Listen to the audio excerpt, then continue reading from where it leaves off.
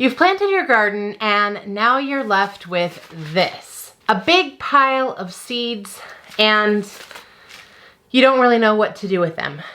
So maybe you put them in a paper bag and stuff them in the closet, or you find some old Tupperware and you stuff them into the Tupperware, and then here's what happens next. Next planting season comes around, it's time to order seeds for the new year and for your new garden, and you think you had some seeds that were maybe somewhere, but you can't find them because you kind of tucked them away and now they're nowhere to be seen.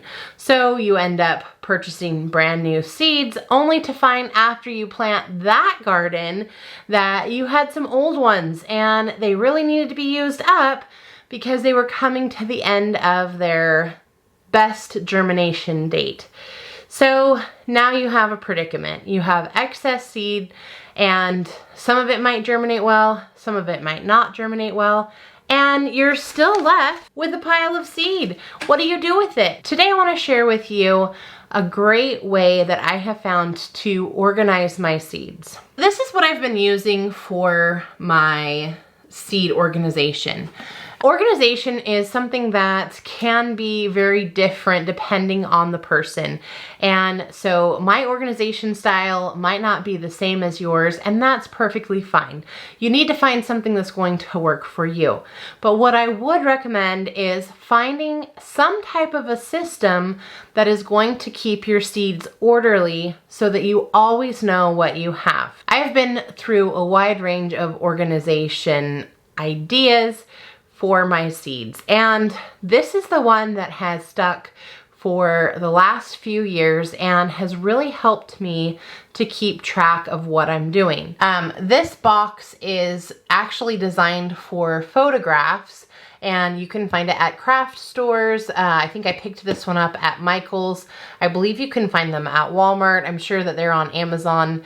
If I can find it on Amazon, I'll go ahead and link to it just so that you can see exactly what is in the container and exactly what to look for if you decide to use this method, whether you decide to get that at Amazon or some other store. That way you'll kind of know what it is that I have here. This has worked really well for me for a variety of reasons.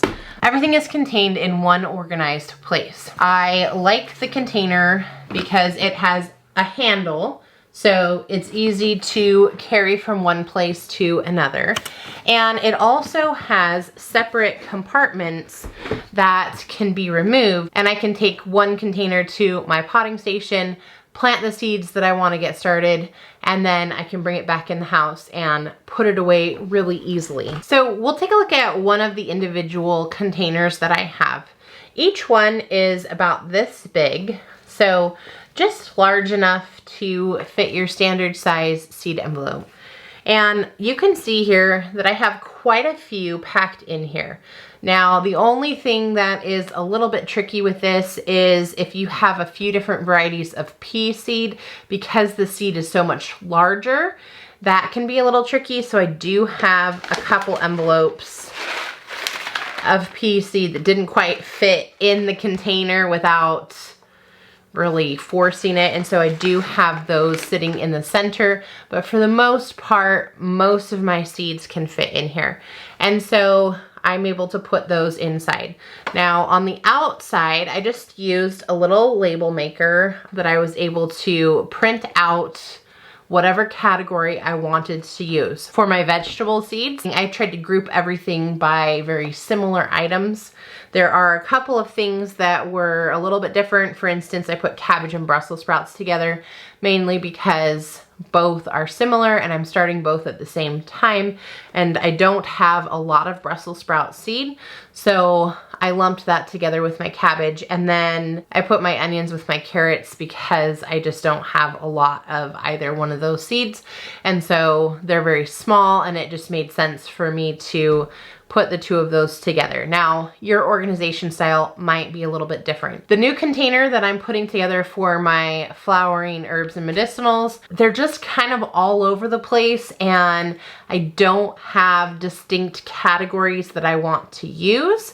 And so I'm going to go ahead and put them into the containers alphabetically. So I'll have a combination of like ABC, and I'll go ahead and put that on the outside label, and I'll just lump my items together in that way.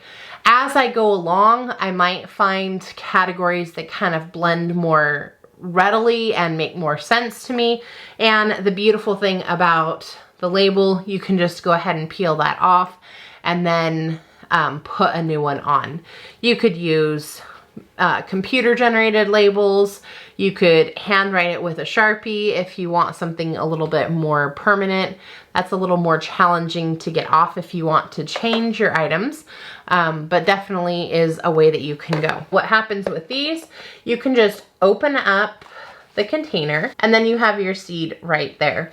It's got a nice deep well on it, and so it can hold quite a few seeds.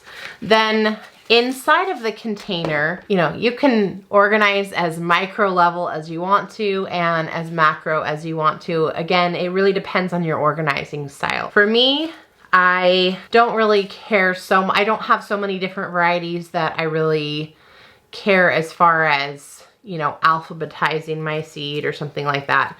But what I do try to do is make sure that I'm rotating. Sometimes I can find good deals on seeds in the fall, and so I'll get some things that are on discount, things that have a 3-year seed life, or sometimes even a 2-year seed life if it's something that I think that I can use fairly soon. And so even though it might have been packed for 2021, if it has a 3-year seed life, it's going to be good through 2024, most likely, okay? And so I do like to try to rotate and put my oldest seed on top and then my freshest seed in the back. That way, when I'm looking for something, if I have 2 packets of the jalapeno peppers, for example, I'm going to be able to pull from the top and know that that is my oldest seed, and that's what I need to use first. Just like we've talked about rotating our food in our pantry to make sure that we're using the oldest items first, you also want to do some form of seed rotation.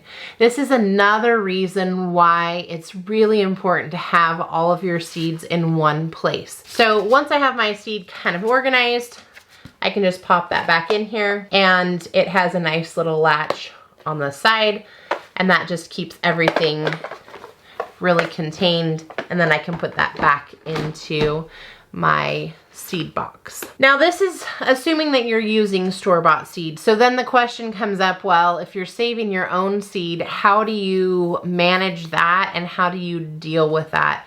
And that can be something that is a little bit trickier. One of the things that I purchased quite some time ago, I got these little glass seed saving jars, and I like them for a couple reasons. One, they're glass, of course. They have a screw top, and they came with a desiccant inside, so it'll help to just keep your seeds drier. When you're drying your own seed, depending on the climate that you live in and kind of how well you've dried them, there might be a little remaining moisture, so having that desiccant package in your container can be really helpful. But then if you put your seed into something like this, it's not going to fit into the photo organizing box that I've been using for the rest of my seeds. If you decided to go with a glass jar like that, you might want to put it in maybe a photo box that looks kind of like this.